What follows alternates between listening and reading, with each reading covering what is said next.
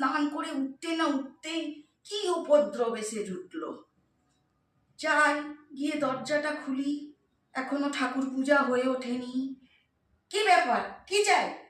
মা, ভিখারিকে 10টা টাকা দেন, ভগবান মঙ্গল করবেন। ও হরি, এ কেমন বায়না! 10 টাকা কেউ ভিক্ষা চায়? সকাল সকাল 10-10টা টাকা খসলে তো নেহাতি সংসারের অমঙ্গল। আমি তো আপনার মঙ্গলের কথা বলিনি মা।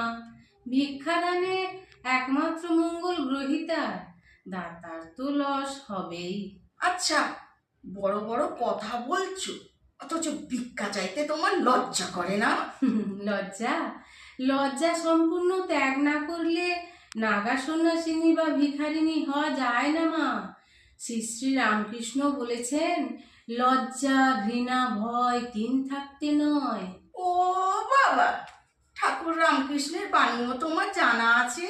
কেন থাকবে না মা? এটা ইনফরমেশন টেকনোলজির যুগ, সবাইকে খবরাখবর রাখতে হয়। ভিক্ষের লাইনে আছি বলে কি মূর্খ থাকতে হবে মা? তাই বলে একেবারে 10 টাকা ভিক্ষা চাইবে? কি করব মা, যা ইনফ্লেশন, সংসার চালাতে ওটাই লোয়েস্ট ডিনোমিনেশন। বলো কি?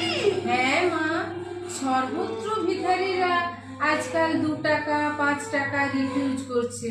আমাদের হ্যাভনক্স ইউনিয়ন রেট বেঁধে দিয়েছে মা, 10-এর কম নিলে মেম্বারশিপ কাটা যাবে। তাছাড়া 10-এর কম নিলে আমাদের প্রেস্টিজ থাকে, বলুন মা। ও তাই দেখছি। তা আমিও ঠিক করেছি, তোমাকে ক্যাশে না কাইন্ডে দেবো। কাইন্ডে? হ্যাঁ, কাইন্ডে। কাইন্ডে দেওয়া কাইন্ডনেস তা তা তেমন হলে কনসিডার করে দেব। এই যে নিয়মরের কেক খাবে না? কেক? আবার কেক?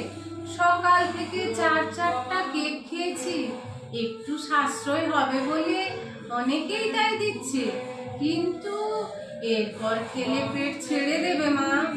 কি সর্বনাশ! ভরা পেটে ভিক্ষে! তুমি তো দেখছি ভিক্ষের এথিক্স তারই সর্বনাশ করলে। শুধু কি পেট ভরলেই সব হয়? ভবিষ্যতের জন্য সঞ্চয় করতে হবে না? কি কেলেঙ্কারি!